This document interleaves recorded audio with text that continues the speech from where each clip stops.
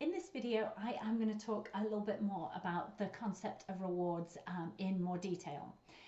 You have heard me talk about the primitive mind many times during this 6-week challenge. This is the part of your brain that manages the things that you do automatically. Brushing your teeth, driving, scrolling through your phone when you're bored. It's also the part of your brain that keeps you safe. If I threw something at you right now, you would duck to avoid it. It's the part of your brain that slams on the brakes when the car in front of you stops suddenly. It's called the primitive brain because it's the part of your brain that's responsible for survival and also how the human race evolved. So how did this primitive part of our brain allow us to evolve? It's because of a concept called the motivational triad, and this is a little graphic to show you how it works. So back in the, in ancient old prehistoric times when we lived in caves, this motivational triad kept us safe because we sought pleasure by escaping from the cave to go and get food. That was the pleasure seeking part. Once we were out of the cave, we would avoid pain by getting back to the cave as fast as possible so that we weren't eaten.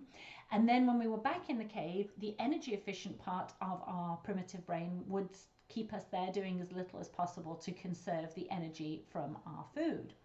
And this has worked for thousands of years. But now in our modern world, there's very little genuine danger in our lives. So it's this pleasure-seeking part of our brain that tells us that playing on our phone or doing an easy workout or snacking is much better than doing something hard that's going to get us closer to our goal. And again, because we have very little kind of pain and danger in our lives, this pain-avoiding part of the primitive brain is the part that tells us to stop doing or to put off doing anything that feels uncomfortable. Working out harder, running faster, going into a cold garage to tidy or organize are all things that make us feel uncomfortable, and the pain avoiding part of our primitive brain tries to help us avoid. And then, of course, there's the energy efficient part of our brain.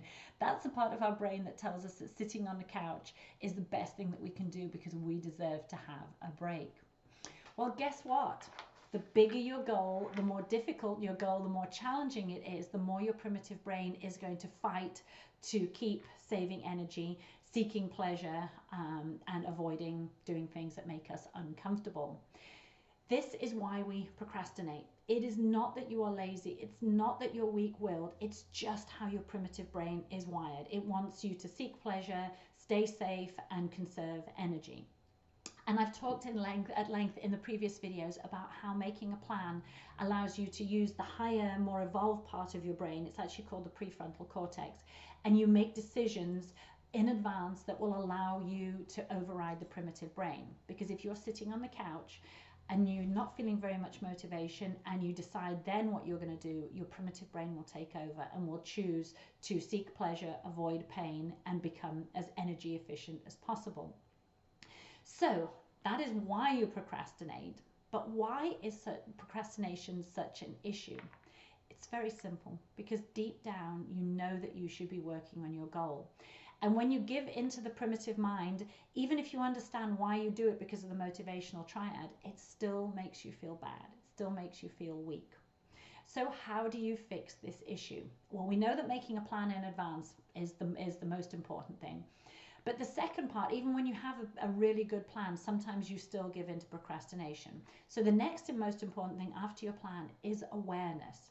When you're sitting on the couch playing on your phone or watching TV, or you decide to sleep late, or you're just mindlessly eating or drinking a little too much, acknowledge what you're doing. You are procrastinating to avoid taking action on your goal. And the easiest thing I can suggest to try and find that motivation is to pick something really small that you could do right now to get you closer to your goal.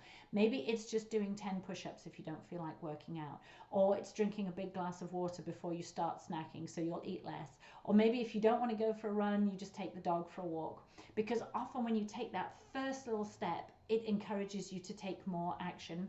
And it'll jolt you out of procrastination and motivate you to get going and working towards your goal. So first most important thing is making a plan. Second most important thing is having an awareness of what you're doing and why you're procrastinating, and trying to take that first baby step to jolt yourself out of procrastination.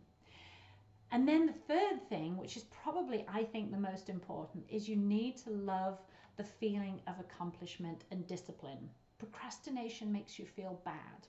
Now compare that feeling with how you feel after you've done something that's moved you closer to your goal. So for example, if you go to a party and you don't eat too much or drink too much, if the kids have gone to bed and you don't snack mindlessly as a reward, or you push yourself to work out harder than you've ever done, or you push yourself to run further and faster, or you force yourself to go out into that cold garage and, tidy like you planned, how do you feel?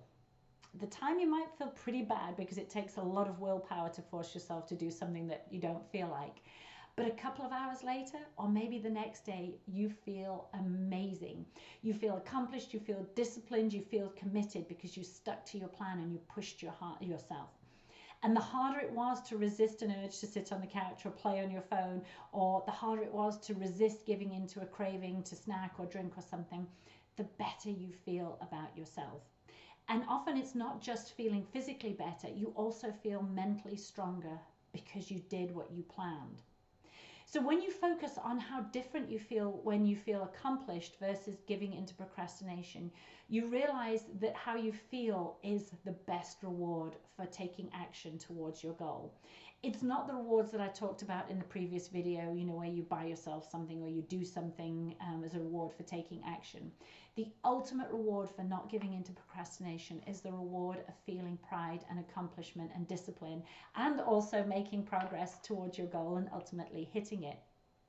And when you learn to plan your day and stick to your plan, you can feel those feelings of accomplishment and discipline every single day.